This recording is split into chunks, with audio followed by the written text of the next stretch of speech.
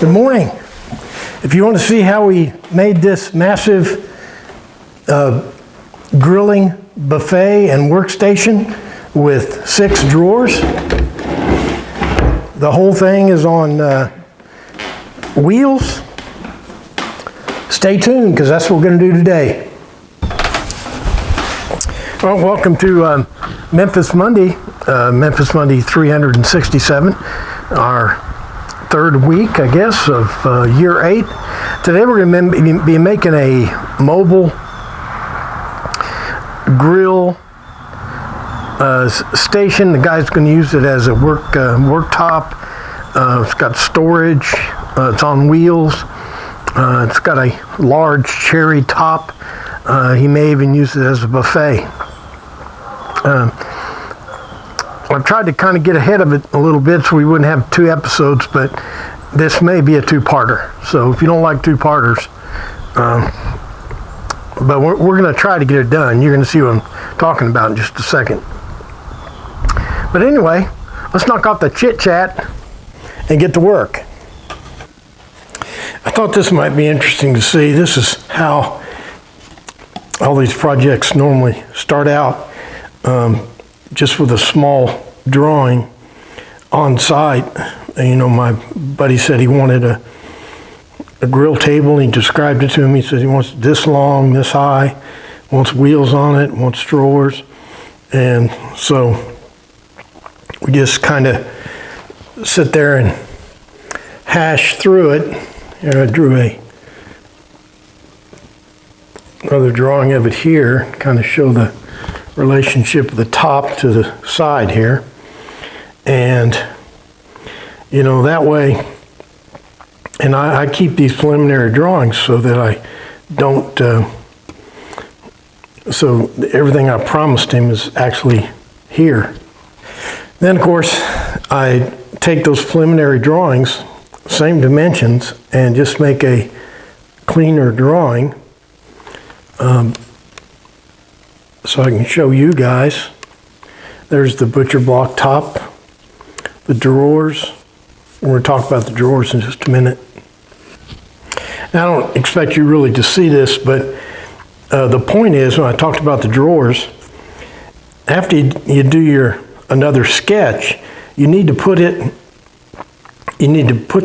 sketch in proportion, because a lot of times you'll draw something and boy, it'll look really good, but then you stretch it out to the dimensions you want and it doesn't look good anymore. And you discover things like we did here. In my original drawing, we had 3 drawers on each side, but when I did the proportional drawing here, I saw I had room for 3 small drawers on top and 1 small drawer here, so I'll have 8 drawers instead of 6. And I am serious about getting this thing done in 1 episode. As you can see, I've already built the carcass, and I'm building the butcher block top as we go along, so that we can get this out of the way, because this is long and tedious. Here's the top, starting out 1 inch thick. It essentially just a big cutting board with the quarter sawn side up. It's alternating hard maple and cherry, and started out 1.5 inches thick, and it's less than that now. Okay, what I'll do now is I'll go ahead and remove this top and get the cabinet up on the bench, and we'll get started. Okay, here's the plan. There it is, and I got my aluminum ramps up to the table. I got the wheels set so they shouldn't roll. I've got the ramps screwed to the deck so they won't come off. Now, I'll tell you what's going to happen. I'm going to get that thing halfway up there, and 75-year-old me won't be able to push it up that ramp. But somehow I will. And then I'm going to get it right up here, and things are going to bottom out because the front wheels will be right over here, and the back wheels will be over here, and the corner here will be right in the middle of the thing. So I'll have to lift up the back of that thing to get it on there. And there's not enough distance between those two ramps for me to easily walk up through there. So that'll be another thing. Okay. All the things that we know are going to go wrong are fixing to.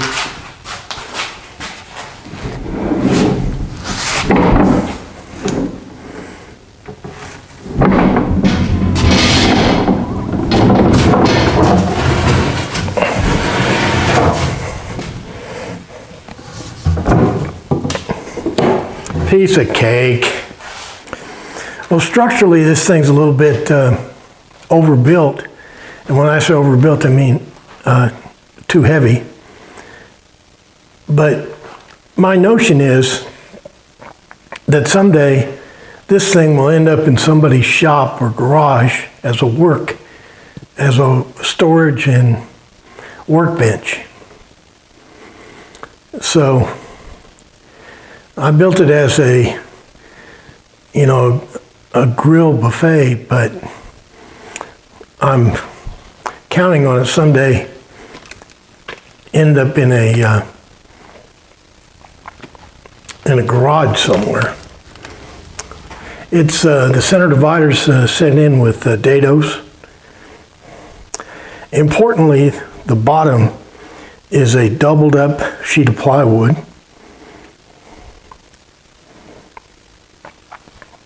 The sides are held in place with pocket holes. And the back there, that is also cherry plywood, and it's a 1/2-inch cherry plywood. Okay, the first thing we're going to do is put our trim on our box here. Once we get the trim on, and then we can do some planning for the drawers. So let's get to it.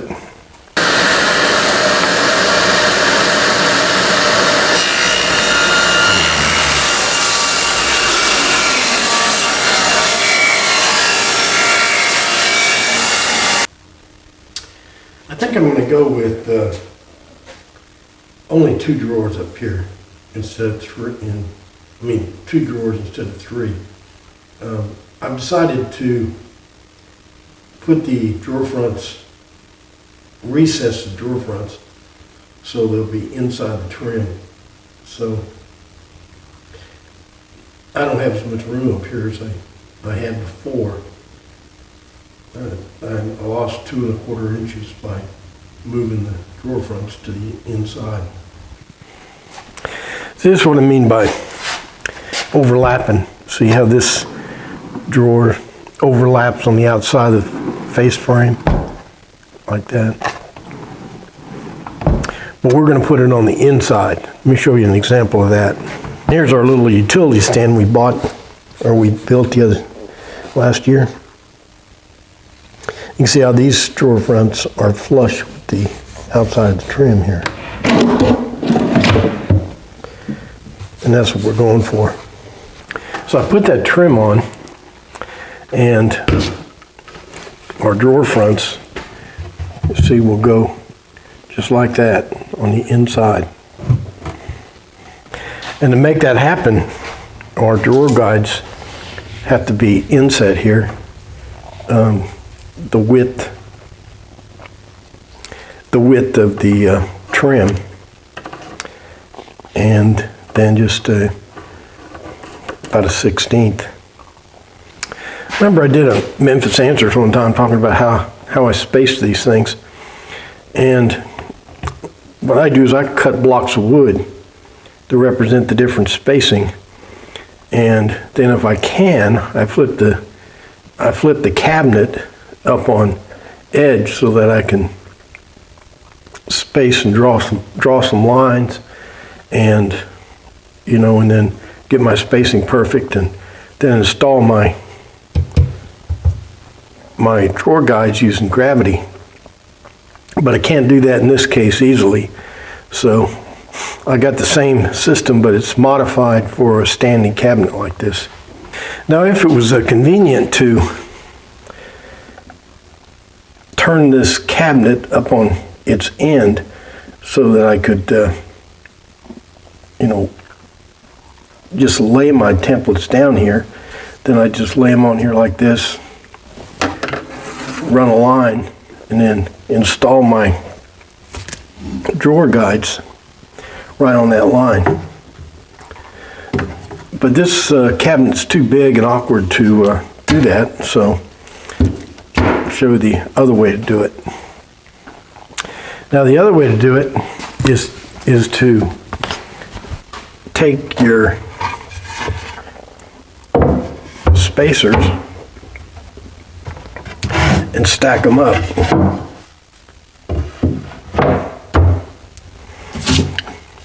And use a little brace in there to hold them if you need to. And then you take your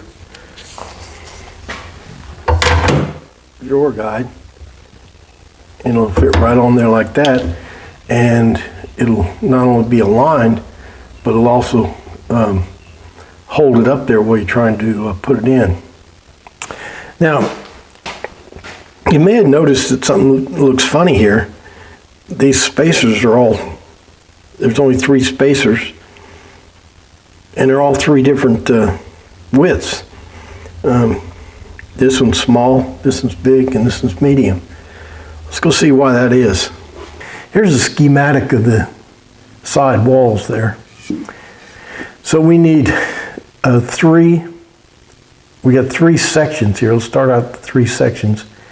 We got a 12-inch drawer and 2 8¼ inch drawer spaces here. And we want our drawer guides to go right down the center of those sections.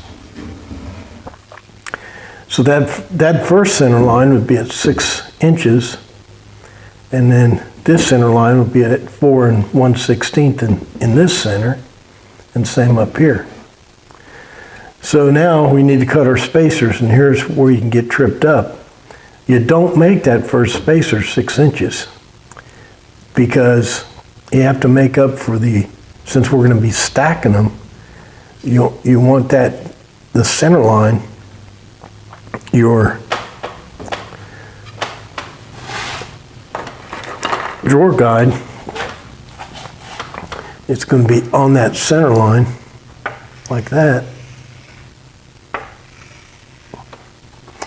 So this is the distance of the first spacer. First spacer is 5 1/8. And then the other spacers you only have to make that distance up once, and then it'll carry through to the other 2 spacers. So the second spacer is 10 1/16, and the third spacer is 8 1/8. Here I got you inside the cabinet looking out, but you can see how I got this drawer guide pile on top of this first spacer. And then you just put these screws in.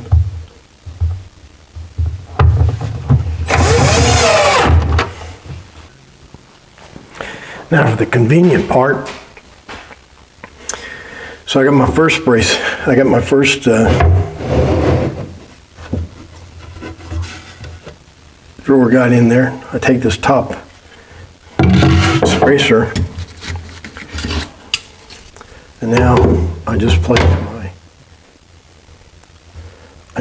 my second one in there and screw it in.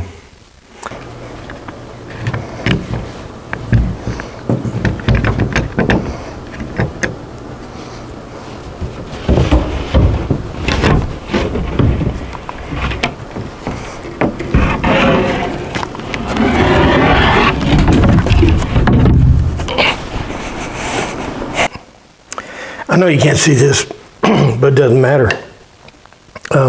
Another thing that you can do with this graph paper is you can plan out your cuts.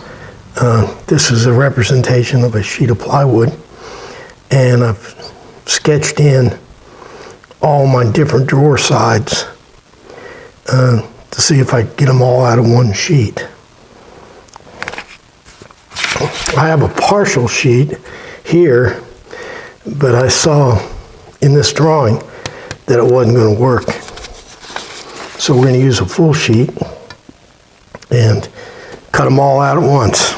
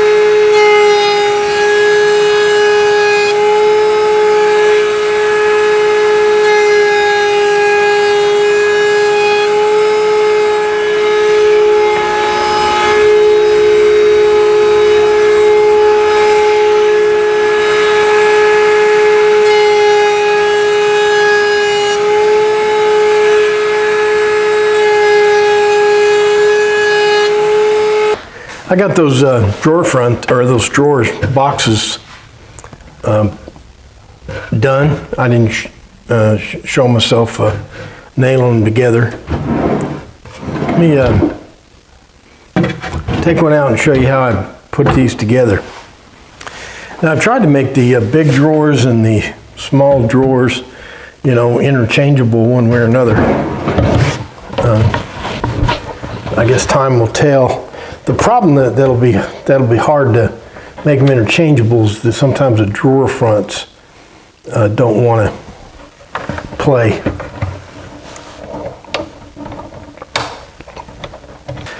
I just put 18-inch drawer pulls. I could have gone 2-foot drawer pulls. These are just butt joints with the, this is the front of the drawer, and I just glue it and put staples in there. The bottom, I put a dado all the way around here, and then slide this 1/4-inch plywood in. And the back part doesn't have that dado. I cut that off and nail it, or use staples right along here. I also, you know, I don't know if this is recommended. I think people, it's actually, they tell you not to do it, but I put a bead of glue in this dado here. Ordinarily, these things are free floating, but I glued it in. We'll see how that works.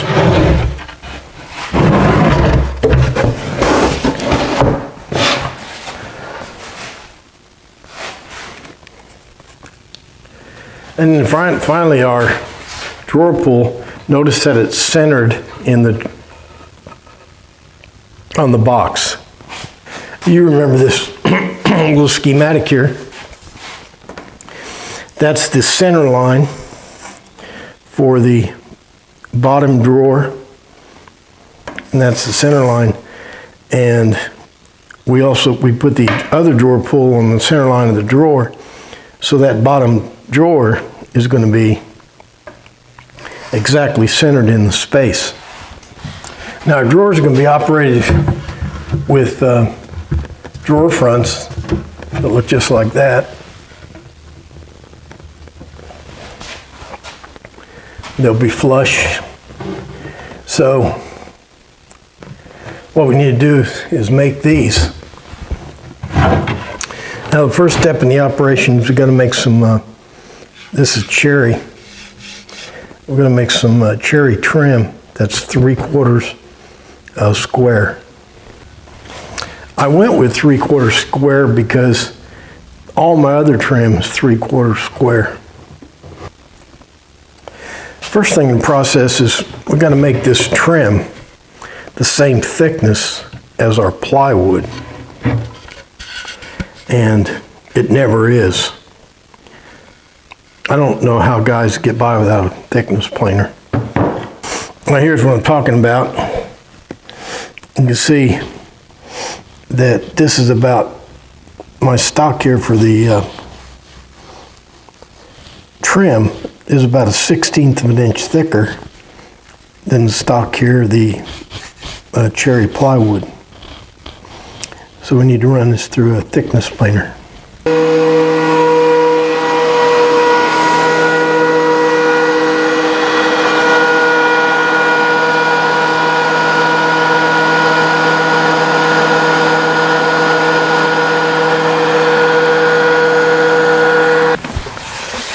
Here's that stock we thinned down, and I turned it into 3/4 inch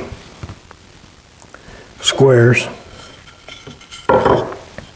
Now I just need to attach it to the drawer front stock. If I can give you any advice on trim, is just take your time.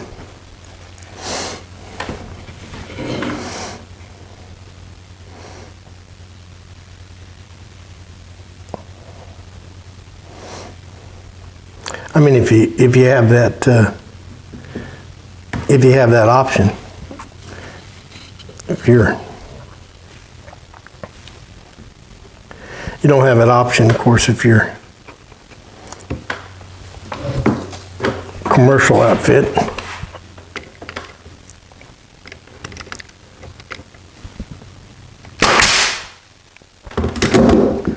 Then I roll it up here on top like this. So I press down on it and sink those nails.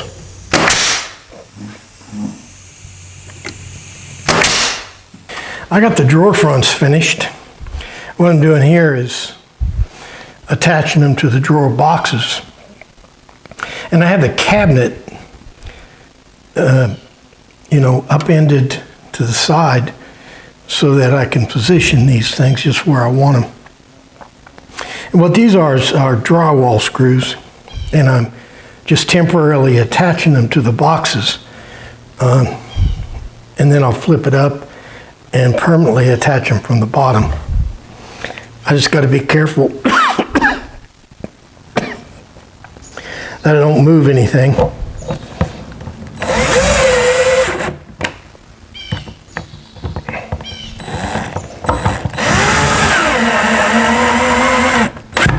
This is what laying that thing down and positioning the drawer fronts and these drywall screws, this is what it all comes down to. Now I can take those two drywall screws out. I don't think I said that. I put those drywall screws in there strategically because my little bolts for my handle go through that hole right there. Well, you notice I just kind of stopped my soliloquy there. I drilled those drawer fronts for these 3-inch drawer pulls, but when I bought them, they were all in the same bin, but they were mixed up. So I got when I bought them, I got some long ones mixed in there. So I need to go back to Lowe's and buy some more of these drawer pulls. Lowe's didn't have any of those knurled handles, so I got some like this.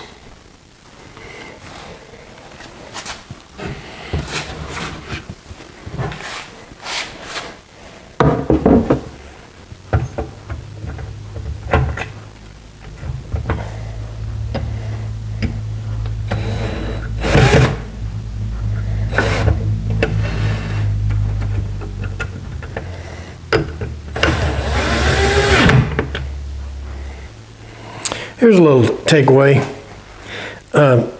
These handles and knobs and all that stuff come with these little screws. They either got one big one and one small one. It seems like they never fit, so I don't even try. I buy these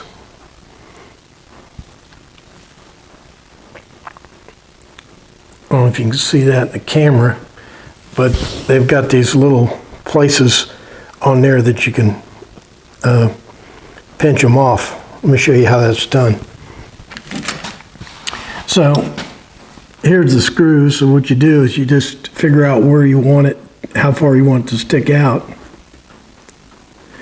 And then you grab it with your pliers and just bend it off. Just like that. I'm just holding the top on using 1/2-inch pocket hole screws.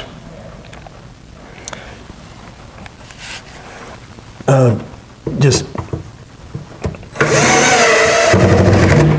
sticking it on from the underside. It'll be easy to take off if you ever want to take it off.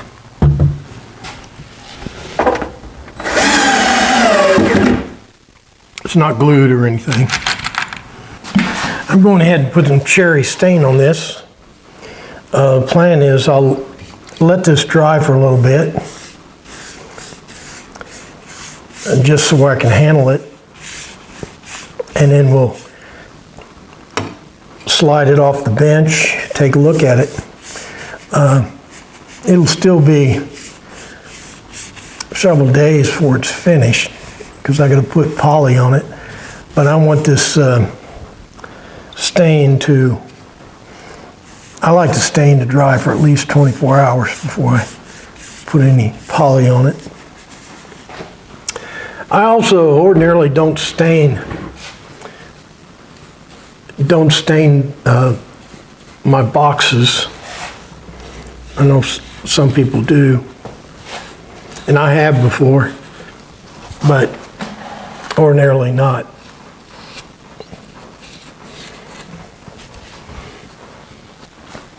Okay guys, one thing for sure, this thing will be coming down. I hope it's as boring as when we put it up there. It weighs about 1,000 pounds.